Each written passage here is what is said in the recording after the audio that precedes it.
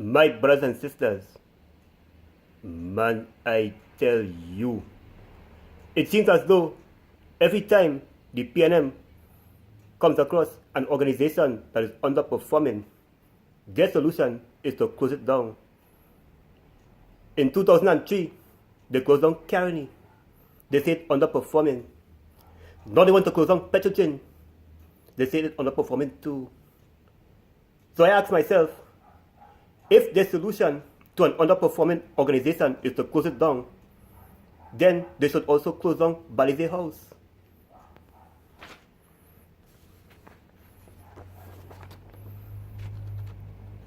I do not understand why everyone is blaming me for everything that goes on in this country. I did not do anything. I did not do anything.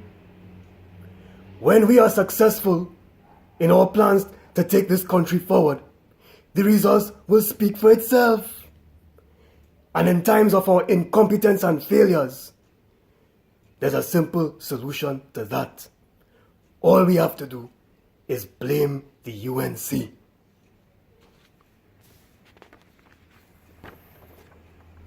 Madam President, I would like to divert from the Petrotrain issue a little bit and focus on these statements made to my Prime Minister by the opposition leader, who is also a former Prime Minister, when he called my Prime Minister an Oreo cookie.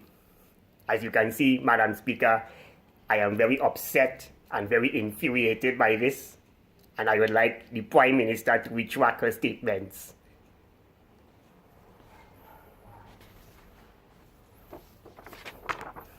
Tonight I say to you, my brothers and sisters, our beloved nation is under siege by Rowley. Instead of addressing the issues of our country, they want to talk about Oreo. I want to say to Rowley, instead of asking my colleague Dr. Munilal to meet him on the pavement, I want to meet you on the pavement, along with Imbert, Faris, and the rest of them.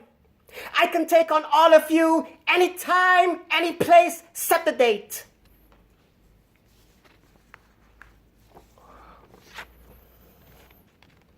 Madam Speaker, I am here to report that there is yet another increase in the price of fuel, this time by $1.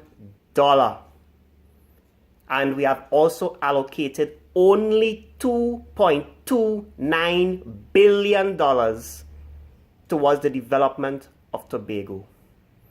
I am happy to report to this Parliament the people did not riot as yet.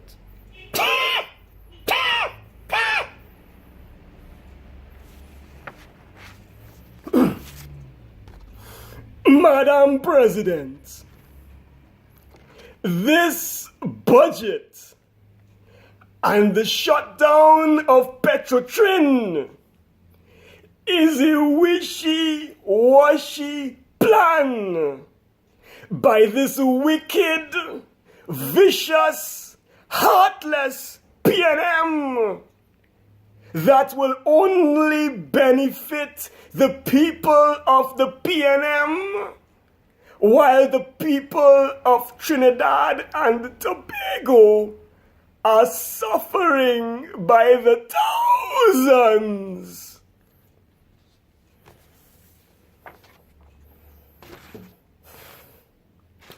The opposition has said that closing down Petrotrin will only benefit the people of the PNM and not the people of Trinidad and Tobago.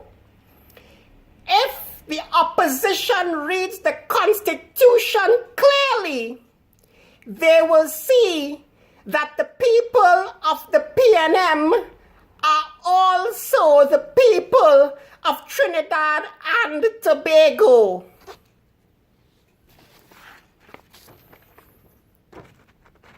I mean, I could say that today is indeed a sad day for Trinidad and Tobago, right? It is of the opinion of not just the MSJ, but I am also sure it's also the opinion of the entire nation that this plan to shut down Petrotrin is the ultimate con job of the century.